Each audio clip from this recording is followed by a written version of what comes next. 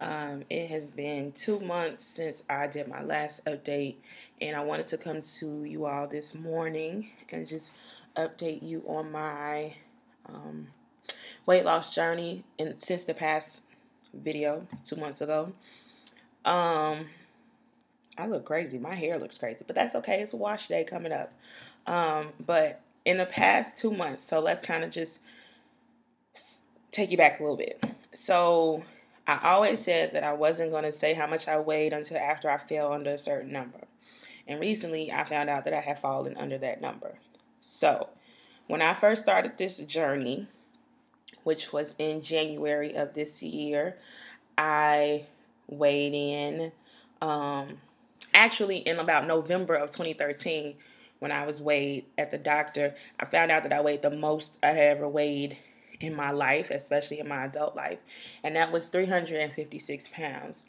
I'm only like 5'3", and I carried most of my weight on my bottom half. Always have. Always been known as Marilyn, the girl with the big old butt. In high school, I was called like tabletop, juicy, all of those names. Like, that's what I was known for, and I'm still known for that to this day. So it doesn't really go away. So at my heaviest in November of 2013, I was 356 pounds. And when I heard that number, I was just like, what? You mean to tell me I'm like 44 pounds away from being 400 pounds? And it stressed me out. And it probably led me to go eat something that day. And I knew what was the problem. I wasn't active. I was drinking a lot of coffee, Starbucks, and all that goodness.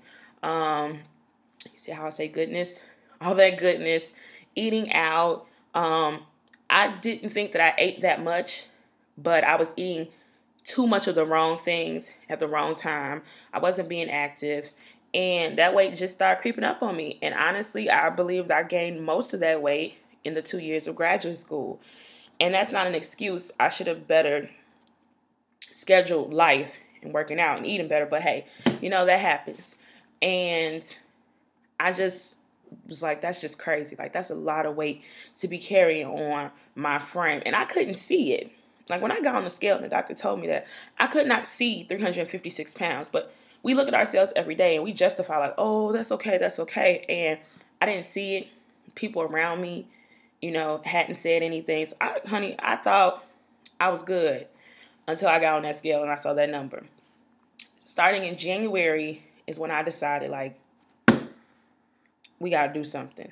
I went to the doctor again, and that day I weighed in at like 352. So from November to January, I had lost 4 pounds, and I didn't try. It just happened that way. And the doctor told me, she said, realistically, you need to lose 50 pounds now. And that's what I went into this whole thing, like, I got to lose at least 50 pounds right now. My low back was hurting. Y'all know this. I had a knee injury from falling, and it just wouldn't heal right. And I still suffer from that. I think that at the age of 26, I have arthritis in my knees from this knee injury that never quite healed correctly. So it still hinders me in doing certain things. But I just work through it, and I'm in pain. But I know that at some point it will get better, or it will completely, go away. So I'm working toward that. So when I left the doctor's office, I was like, okay, here are the things I got to stop. I got to stop going to Starbucks, because that is my vice. Coffee, Dunkin' Donuts, like, that is my drug choice. I am a junkie on iced coffees and frappuccinos. Like, hi, my name is Marilyn, and I'm addicted to iced coffees and frappuccinos. And I still am. Like, I think people laugh when you say you have an addiction, but addictions are real. It may not be crack cocaine, it may not be alcohol or anything like that, but anything that you damn near can't live without, can't function without, it makes you sick not to have it, or stuff like that's an addiction. So I have an addiction to coffee, and I've been working on it. And so I started out doing stuff such as T25 just to kind of get active, to kind of move around, and I would be sore. That crap hurt. 25 minutes a day, it hurt. And I would eat better, and I would cook things and stop buying food out. And I couldn't really tell, looking at myself, that I had begun to change or had lost weight. I knew that certain things, like my back stopped hurting. I was all about that. And then as older videos will say, I got a gym membership at Gold's Gym. When I went and got weighed, I was asked, what was the last weight? And I told them 352. And they were like, well, you've definitely lost 20 pounds. And I had lost 20 pounds in like a month and a half, 2 months by myself. And that was just drinking more water, doing 25-minute workouts, walking the parking lot of my apartment complex, eating better. So I had did that by myself. And when I got into the gym, I got a trainer, and I just got more diligent with it, because it's crazy. Once you actually see results and you can hear them, it pushes you to want to do better. And that's what I needed. And I had all these goals. I was like, I'm going to Miami the 3rd week of July. I've never been to Miami, so I want to be a certain weight for that. I'm turning 26 on the 27th of July. I want to fit into a pair of pants that I bought last year that I didn't wear on my birthday. And those are my goals, and I was working toward them, and I did good. So right before I left to go to Miami, I did 30 and 30. I did 30 workouts in 30 days. I took no breaks. I didn't kill myself. I just knew that I had a goal, and I knew how to pace myself so I wouldn't hurt myself. And my goal was to be 300 pounds or less before I got on the plane to go to Miami.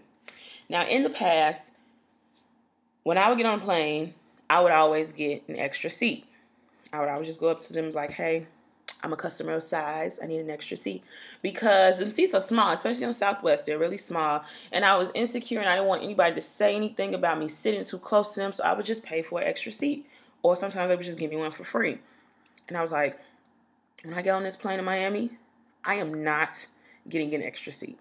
Nope. I'm just going to sit my ass down, and I'm going to deal with it. And that's what I did. I sat in a two-seater, so me and one other person, and I didn't have to use a seatbelt extender. That type of stuff just makes you really happy. Like, all these other times, I would always whisper to the stewardess, like, can I have a seatbelt extender? No, I got my butt on that plane. I sat down in that seat, and I put my seatbelt on, and I didn't need a seatbelt extender. It might have still been a little snug, but that's okay. I'd rather be too tight than too loose. So those little things, those non-scale victories, like not needing to get an extra seat, not needing a seatbelt extender, those type of things. When I got on the plane, I was at 301 pounds.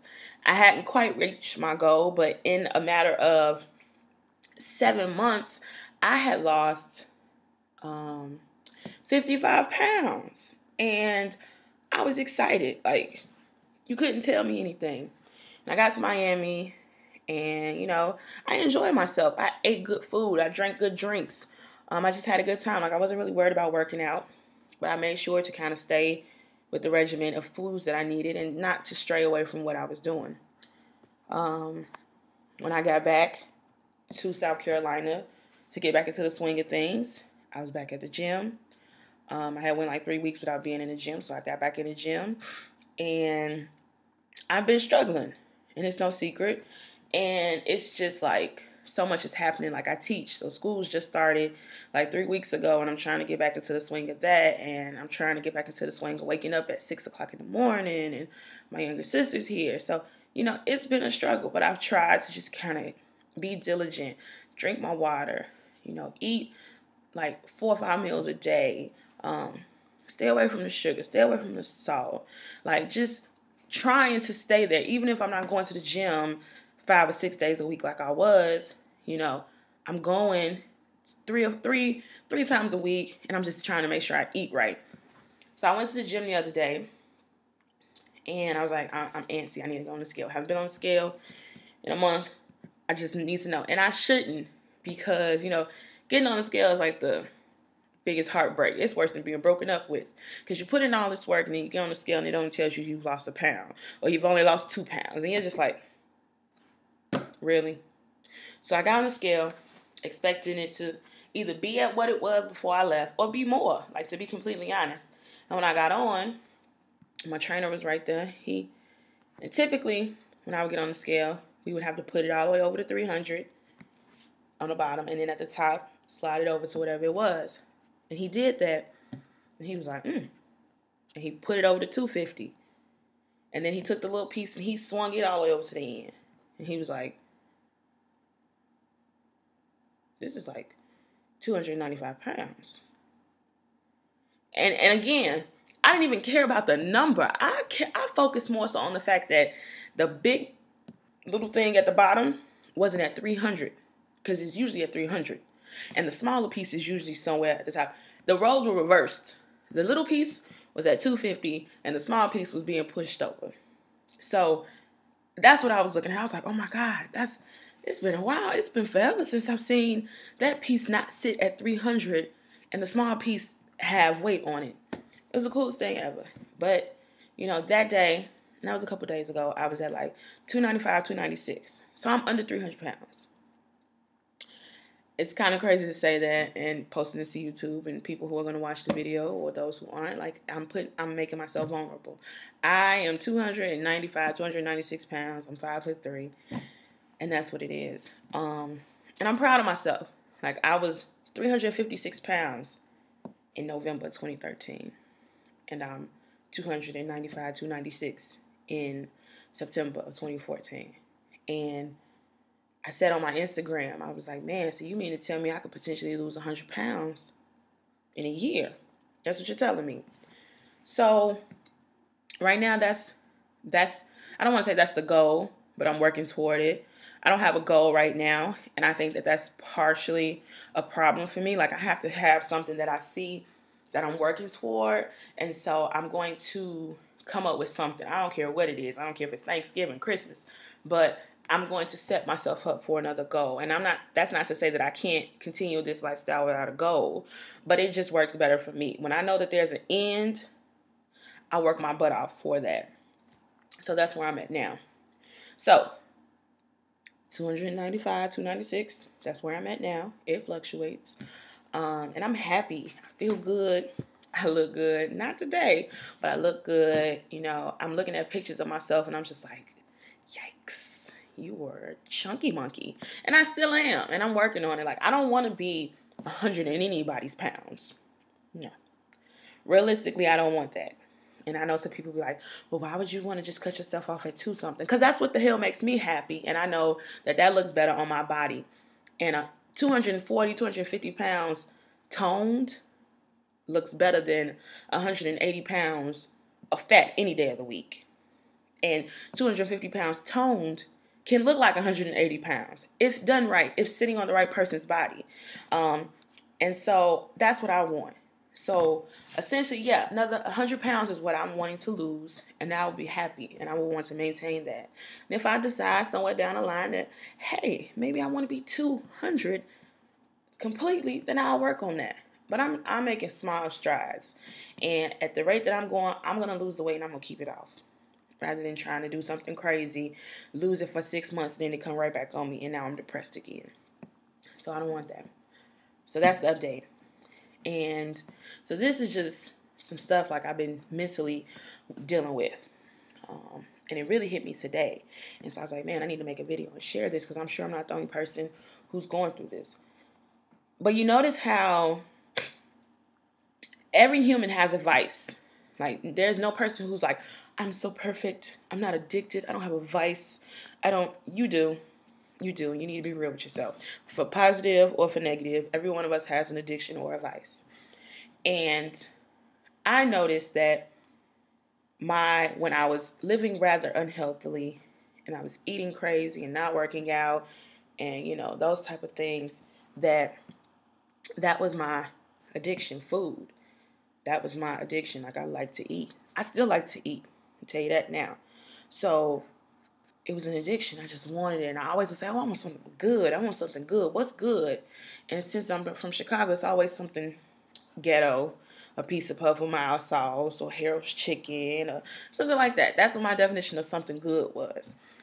And then I started to notice that when my food changed and I started to eat better, and that wasn't my addiction. My addiction became something else. My addiction became spending money that I don't have So get a little money, and the first thing I want to do is go and buy something from Bath and Body Works. My apartment should never smell ever in life because of all of the candles and the wildflowers and the oils and all this stuff that I buy because it was an addiction. And they were getting me because they were giving me coupons, and I was like, ooh, I gotta have this. Or it would be coupons to shoe stores or clothing stores, and I'm just like, ooh, ooh, ooh, ooh, ooh, like this is a good deal, this is a good deal. And that became my addiction, like just spending money frivolously, not on food, not on stuff that I actually need, but on stuff that it just seemed like I wanted at the time. It was fun in the moment. And I think it's the rush of spending money is similar to having that good food that I was saying, like it's a rush. So mentally I've replaced eating bad to spending money that I don't have. And so I said, this is it. I'm giving myself a deadline, like September 15th, when I get my check, when I get paid on the 15th of this month, I'm going to take care of all my bills. That's something I always do. I always take care of my bills. But I'm going to, this is it. This is the last haul, so to say. I'm going to go to Bath and Body Works and get all the candles I can and all the wallflowers I can and all that type of stuff. And go to Lane Bryant and use these real women dollars because I don't believe in letting those go. And neither should you ladies. And I'm going to sit back and I'm going to chill. And until that stuff runs out, I'm not buying anymore because it has become an addiction, like legit. And it's really crazy how our minds will change one thing and turn on another thing. And now I need to find an addiction, a positive one. I need to start reading more books. I need to spend time writing. I need to spend time meditating. I need to try to learn how to do some yoga. Something that would take my mind off of randomness and structure me. I'm back in school now, so I'm working full time and I'm in class. And not because I want more degrees. I can do without those. I just need something to keep my mind busy so it doesn't wander onto random things. So I just want to know, like, am I a person who, when you notice that you began to change your lifestyle for the better, like healthily and eating better and working out, that you picked up another bad habit along the way? And how did you combat that? Because it's crazy. So this is update number 5 or 6. And to date, I have lost about 61 pounds. And there's more to come. So please like, subscribe. I'm taking up a broadcasting class, so I'm going to learn how to better edit my videos and make them more pretty and spectacular and special. But for the time being, you get me in a raw and rugged way. So please like, comment, subscribe, and let's just hold each other down. Until next time.